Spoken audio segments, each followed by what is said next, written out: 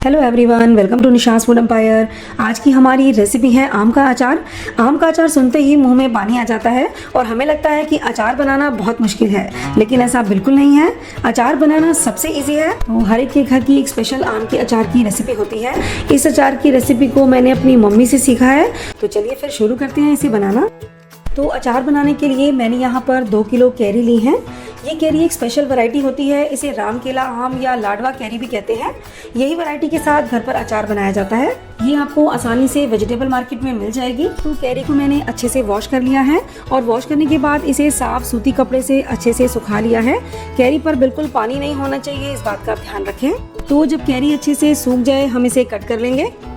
Size आप छोटा बड़ा कैसा भी काट सकते हैं, कोई प्रॉब्लम नहीं है, लेकिन इसका साइज बहुत ज़्यादा बड़ा या बहुत ज़्यादा छोटा रखने से भी अचार अच्छा नहीं बनता। तो इसके मीडियम साइज के पीसेस कट कर लें। तो यूजली हम क्या करते हैं घर पर, क्योंकि कैरी की क्वांटिटी ज़्यादा होती है तो हम कैरी वाले के पास ही कैरी को धोकर अच्छे से सुखाकर वहीं पर कटवा लेते हैं, तो ईजी हो जाता है काम। लेकिन हम कम क्वांटिटी बना रहे हैं तो हम इसे घर पर ही काट रहे हैं। तो सारी कैरी को हमने काट लिया है, अब हमें इन्हें सुखाना है।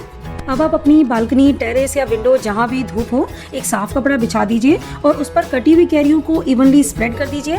एकदम से पास पास मत रखिएगा, नहीं तो इन पर धूप अच्छे से नहीं लगेगी। और अगर धूप नहीं है तो आप इन्हें इस तरह से पंखे के नीचे भी रख सकते हैं। इन्हें 4 से 5 घंटे की धूप लगानी है, इससे इनका एक्सेस मॉइस्चर सूख जाएगा। तो इन्हें बिल्कुल सुखाना नहीं है, जस्ट 4 to 5 आवर्स की धूप से कैरियाँ तैयार हो जाएंगी अचार बनाने के लिए। अब इन पर कोई नेट का कपड़ा या चुन्नी बिछा दें, जिससे इन पर डस्ट या कोई इम्प्योरिटी ना लगे।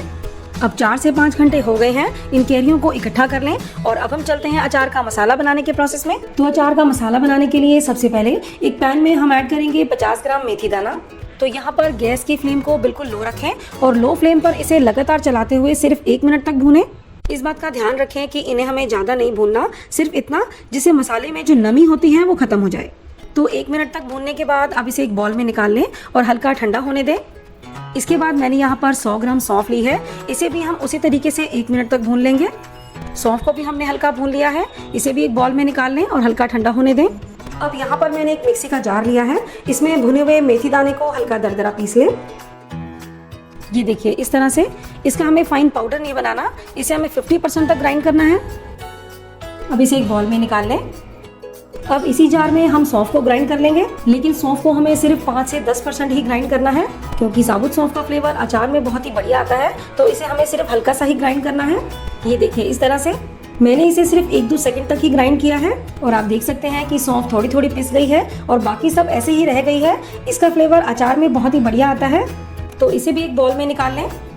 अब इसके बाद मैंने यहाँ पर एक बड़े साइज का बर्तन लिया है, जिससे कि मसाले मिक्स करने में बहुत आसानी होगी। तो जो भी बर्तन आप अचार बनाते समय यूज कर रहे हैं वो बिल्कुल साफ और सूखा हुआ होना चाहिए, आप इस बात का ध्यान रखें। तो अब सबसे पहले मैं इसमें ऐड कर रही हूँ 50 ग्राम कलौंजी। क्रश की हुई सौंफ भी डाल दें। अब इसमें ऐड कर दें क्रश किया हुआ मेथी दाना। साथ ही इसमें ऐड कर दें 100 ग्राम कश्मीरी लाल मिर्च पाउडर। आप इसकी जगह कुटी हुई मिर्च का भी यूज कर सकते हैं, लेकिन देगी मिर्च डालने से अचार का कलर बहुत ही बढ़िया आता है। 50 ग्राम हल्दी डाल दें। अब इसमें डाल दें 250 ग्राम नमक और अब हम इसमें ऐड करेंगे 600 ml सरसों का तेल। और बस इन सभी चीजों को अच्छे से मिक्स करें। बस आप इसमें मेजरमेंट्स का ध्यान रखें तो अचार एक बारी में एकदम परफेक्ट बनकर तैयार होगा। और ये अचार का मसाला बनकर तैयार है। अब हम इसमें ऐड कर देंगे सारी कैरियां। बस इन सभी को बहुत अच्छे से मिक्स करें, जिससे कि सारा मसाला कैरियों पर अच्छे से कोट हो जाए। और ये आम का अचार तैयार हो गया बॉटल में डालने के लिए। तो अचार को रखने के लिए मैं यहाँ पर एक कांच का बर्तन ले रही हूँ। आप इसकी जगह चीनी मिट्टी का बर्तन भी ले सकते हैं। तो जिस बर्तन में आप अचार को रखेंगे वो भी बिल्कुल क्लीन और ड्राई होना चाहिए, इस बात का आप ध्यान रखें। तो बर्नी में अचार डालने से पहले इसमें 2 बड़े चम्मच सरसों का तेल डाल दें। उसके बाद इसमें अचार भरना शुरू करें। तो अचार को रखने के लिए आप प्लास्टिक के बर्तन का यूज ना करें, इस तरह का कांच का बर्तन या फिर चीनी मिट्टी का बर्तन आप यूज कर सकते हैं। तो ये आम का अचार बनकर तैयार है। अब इसे हमें 3 से 4 दिन तक धूप लगानी है।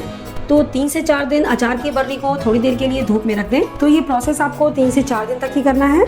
तो आप भी एक बार इस आम के अचार की रेसिपी को जरूर ट्राई करें, ये आपकी फैमिली को बहुत पसंद आएगा। रेसिपी अच्छी लगे तो लाइक शेयर जरूर करें और मेरे चैनल को सब्सक्राइब करना ना भूलें। फिर मिलते हैं एक नई रेसिपी के साथ, तब तक के लिए take care and bye bye.